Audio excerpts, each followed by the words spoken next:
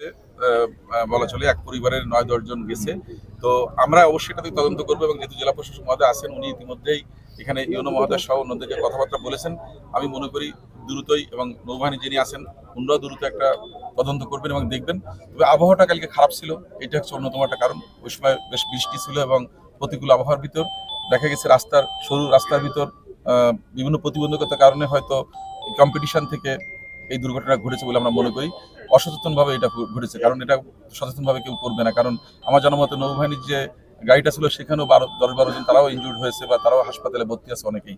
আমার আব্বা অনেক ধরনের ব্যবসা করতেন, আমাদের দোকান ছিল। আমার আব্বা অনেক কিছুই করছে মংলায়, আপনাদের সাথে অনেক চলাফেরা করছে।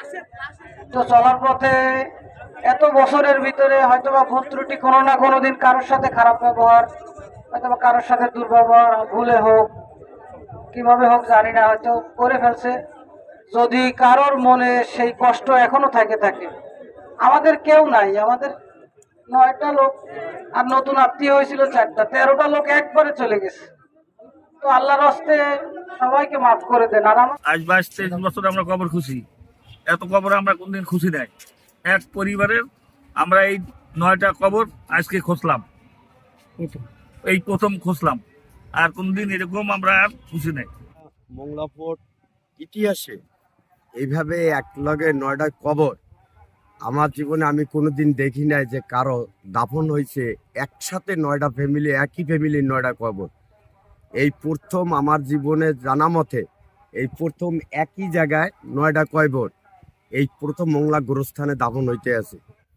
আমার বয়সে আমার এই 17 বছরের ভিতরে আমি দেখি নাই যে এক পরিবারের 9 জন সদস্য এই কবর খুঁজছি। আমার বয়সে আমি আর খুঁজি নেই, এই প্রথম আজকের থেকে আমরা এই খুঁজলাম। আমার বয়সে আমি আর দেখি নেই এরকম এই দুঃখজনক ঘটনা, যেন এরকম না ঘটে। হ্যাঁ, মাইনে নেওয়ার মতন না, এত দুঃখ। আমাদেরও খুব দুঃখ লাগতেছে, আমরা যে কবর খুঁজছি, খুব দুঃখের ব্যাপার।